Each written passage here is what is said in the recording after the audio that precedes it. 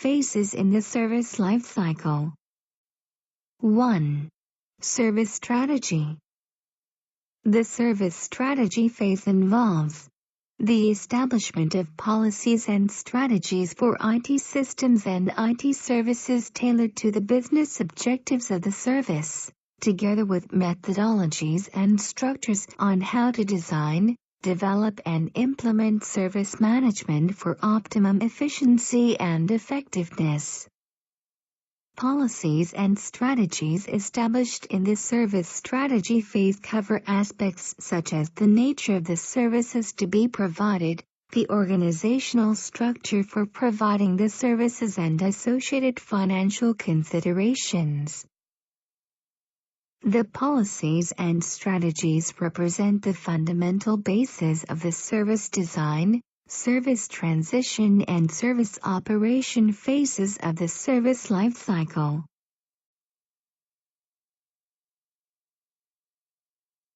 Two. Service design. The service design phase uses the policies and strategies established in the service strategy phase as input for the design and development of services and service management processes. Service design encompasses the following: definition of service requirements, design of information systems, including applications, in accordance with the service requirements, and design of service management processes such as migration procedures, used in the subsequent service transition phase, and incident management, response procedures in the event of service operation failures. The outcome of service design is the service solution, which is passed on to the service transition phase.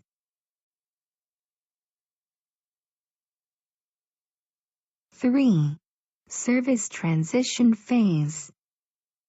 The service transition phase is where policies and strategies formulated in the service strategy phase and services designed in the service design phase are migrated to a live environment.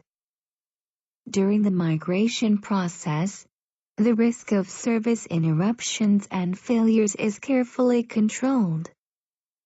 Service transition involves the migration of both information systems, that is, the newly designed applications and hardware, and IT services.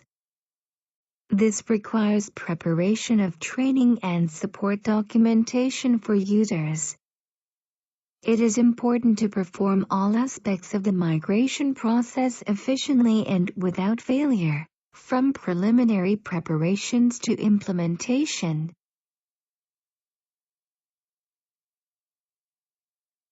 4. Service operation phase.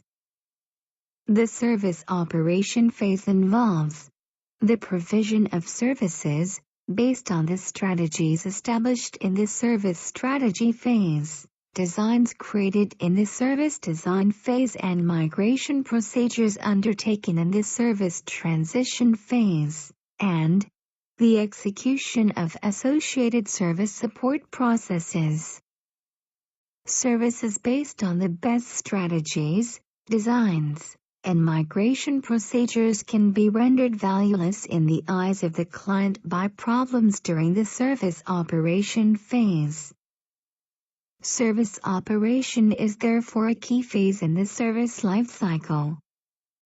Specifically, the service operation phase involves attending to failures and responding to user inquiries.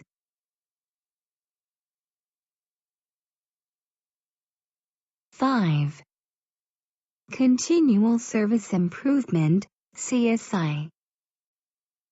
CSI refers to the process of ongoing improvement predicated on the objective of generating and sustaining value on behalf of the customer through the design, implementation and operation of high-quality services.